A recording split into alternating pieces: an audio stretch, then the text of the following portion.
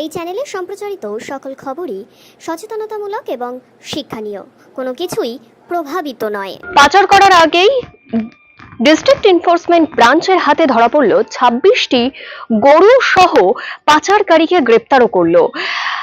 আজ দুপুরে district enforcement ব্রাঞ্চের আধিকারিক স্বপন কুমার চক্রবর্তীর নেতৃত্বে রামপুরহাটের শিউড়িগামী একটি গরু বোঝাই গাড়ি শিউড়ি তিলপাড়া ব্যারেজের কাছ থেকে আটকানো হয়। সেখান থেকে 26টি গরু এবং 5 জনকে গ্রেপ্তারও করা হয়েছে।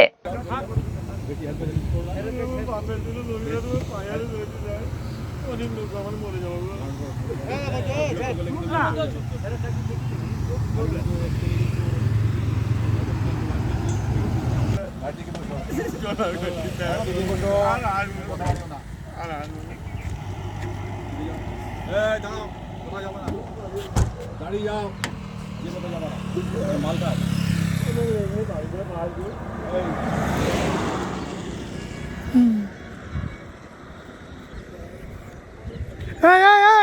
তোমরা পালাচ্ছ কেন?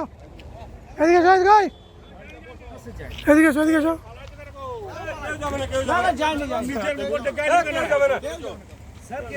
নিজের বিপদ থেকে তোমার মধ্যে হলো না, এক মাস আগে ঘড়িতে